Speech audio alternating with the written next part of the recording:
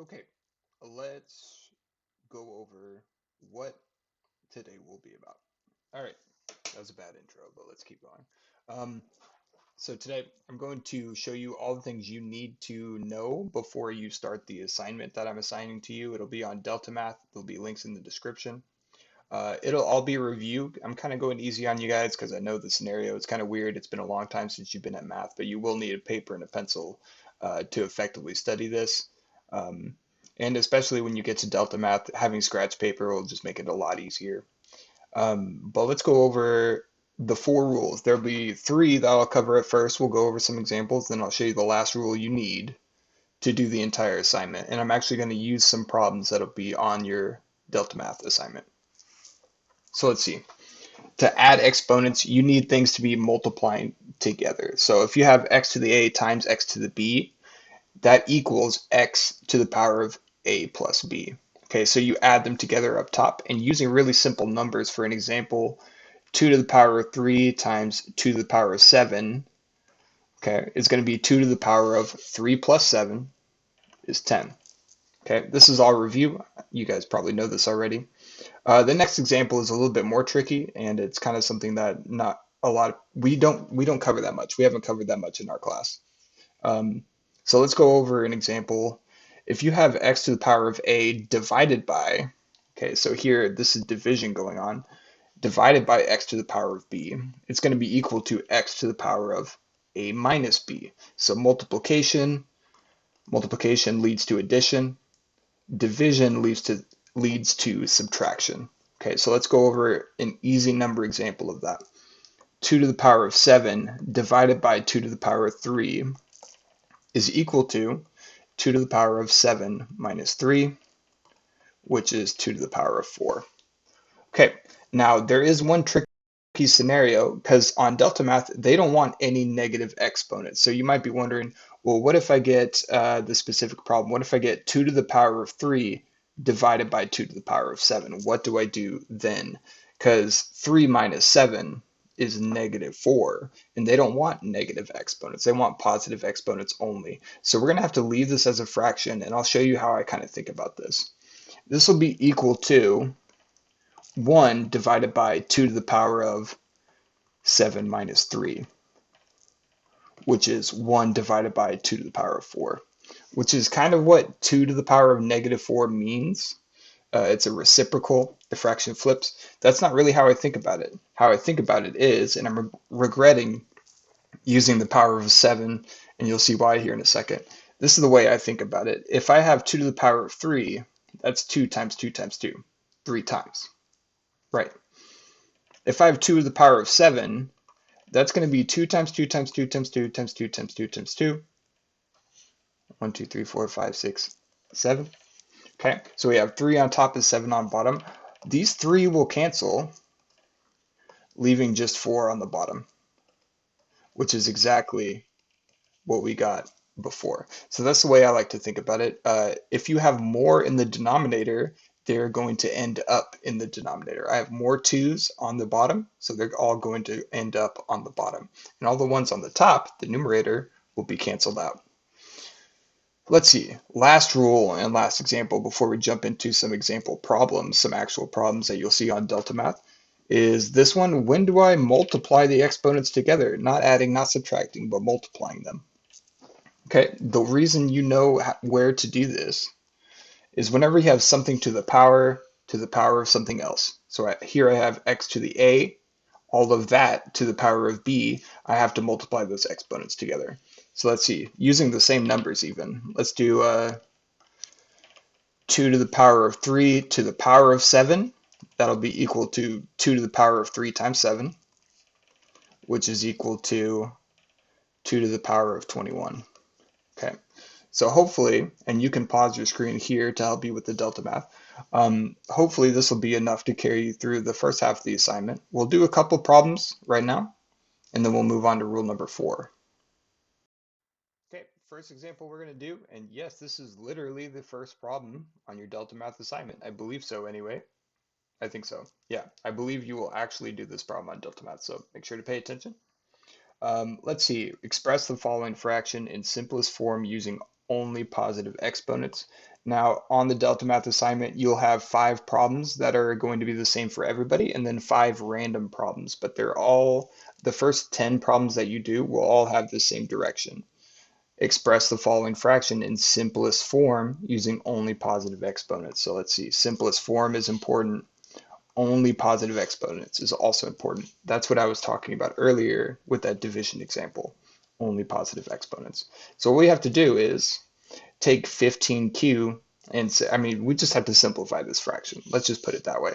First thing I'm going to notice is that I can't have any parentheses if this is supposed to be simplified. And right here, I have parentheses around this term, 3q cubed, 3 times q cubed, all to the power of 2. And essentially what this means, to get rid of the parentheses, we have to use rule number, let's see, if I labeled these rule number 1, 2, and 3, this would be rule number 3. Okay, so rule number 3 says whenever I have something to the power of something else, I'll leave 15q, the numerator is going to stay the same for now. Whenever you have something to the power of something else, you have to multiply the exponents. And here I have multiple terms. I have 3 to the power of 1, and I also have q to the power of 3. And since they're both being squared, I need to multiply both their exponents by 2. Okay, so let's simplify that a little bit. And you can skip these steps once you get more comfortable with this. 15q divided by 3 to the power of 1 times 2 is 2, times q to the power of 3 times 2, which is 6. Okay, so here we are at this point. This will be equal to, once again, I'm not going to deal with the numerator just yet, just until I get all the powers squared away, no pun intended. 3 squared is 9, we know that, and I still have q to the power of 6. Okay, let's see. Now we're in that situation, and once again, you don't have to do these steps for every single problem, but this is how I like to think of this example. This is equal to 15 times q to the power of 1, there's only 1 q on top. On the bottom is a 9 times q to the power of 6. So you could think of this as 6 q's getting multiplied together. Okay, this is just the way I like to think about it. 1 q cancels, and we're left with 5 in the denominator. Okay, so we have that q on the numerator disappears, so we get 15 divided by 9 times q to the power of 5. Okay, so we have 6 minus 1 is 5. That's where we got that exponent there. Now, is this in simplest form? If I were to type this into Deltamath, would they say I'm correct? And the reason why they wouldn't is because it's not in simplest form. 15 divided by 9 is equal to 5 divided by 3, because they both have a common factor of 3. So what I'm going to do is take that 15 divided by 9 and rewrite it as 5 divided by 3. That'll put it in lowest terms, and that way Deltamath will accept my answer. So 5 divided by 3 times q to the power of 5. Okay, next example, and let's just go straight to it. Next example, I believe, is also on your Deltamath assignment. Feel free to pause at any point and review any problems. Same directions. Express the following fraction in simplest terms using only positive exponents. Once again, I already see some parentheses that I want to get rid of straight off the bat. Now, you could think of this as multiplying 4 to the power of 1 times 2 and v to the power of 1 times 2. But essentially, since they're already simple terms, both to the power of 1, I know that this is just going to equal, in the numerator at least, 4 squared times v squared. Okay, and I'll leave the denominator exactly how it was. Okay, now we've been talking about variables, how variables can cancel out. Oh, excuse me, that's just v. Retract that statement. I'm not going to record this again. That's just v on the bottom. Okay, 4 squared times v squared divided by 4v. The first thing you'll notice is that I have a really convenient scenario here. I don't actually have to type in 4 squared equals 16 and then write 16 on top, because what I know is 4 squared is just 4 times 4. And v squared is just v times v. So we could rewrite the numerator like this, divided by 4 times v, and we can see that things start to cancel. We have a 4 that cancels. We also have a v that cancels. So what we're left with is 4 times v divided by, since everything canceled, it doesn't equal 0, it equals 1. Everything cancels, it equals 1. Any fraction with 1 in the denominator can just be written as not a fraction. So here my answer would be 4 times v. Next, we're going to look at rule number 4, and that'll help you complete the rest of this assignment. Now moving on to fractional exponents. And what this really should say is rational exponents. And the reason why they're called rational exponents is because rational means ratio. It can be written as a ratio, and ratio means fraction. So I'm calling them fractional exponents just for now. This is whenever you end up in a situation where, oh, my exponent is a fraction. Well, what do I do with that? How can I simplify that? The basic way to simplify this is to think about it as, okay, so if I have something to the power of 2, that means it's being squared. But the opposite of squaring something is taking a square root. And there's not just square roots, there's cube roots and fifth roots and all of those things. That's going in the other direction of powers, opposite direction of powers. So the way I like to think about this is, or at least the rule for this is, this will be equal to the nth root of a. Okay, so whenever you have a to the power of 1 divided by n, this will be the nth root of a, and that's how you would simplify it. Now for my example here, 4 to the power of 1/2 is going to be equal to the second or square root of 4. Okay, usually we don't write the 2 there. Whenever you just have a square root symbol, we know that that number there is 2, but we don't have to write it. And you'll see on Deltamath, you don't have to write that if your index, that's what we call this number here, this red number on all these places. We call that the index. If the index is 2, you won't have to write the 2. And of course, this just equals 2. And you can try that on Desmos calculator. You can try 4 to the power of 0.5, and you'll see that the answer is 2, because essentially that's a square root. Okay, now that seems to be the most basic example, and let me just highlight this as like the most important part. That's the most basic example, but what if you end up in a situation where not only do you have a fraction, but you have a numerator and a denominator? So in this example, let's see, I'm going to put a to the power of m divided by n. Okay, so not only do we have n in the denominator, but we also have a numerator this time to deal with as well. The way to simplify this is the index is still going to be n. It's still going to be the nth root of something. Inside that radicand, that square root expression inside of this thing here, we're going to place a to the power of m. Okay, so this is rule number 4 in its entirety. Whenever you have a fractional exponent like this is essentially what happens. Now, this is the same rule as before. You can imagine a 1 being right there. But now that we have this rule, we can deal with any fraction in the exponent. This, by technicality, is also equal to the nth root of a, all of that to the power of m. So that could be another useful tip. These two things are the same. You can use either one. I'm pretty sure Deltamath will respond better to the first example that I highlighted. Let's do an example with this. So let's see, 4 to the power of 5/3. Let's do a weird fraction.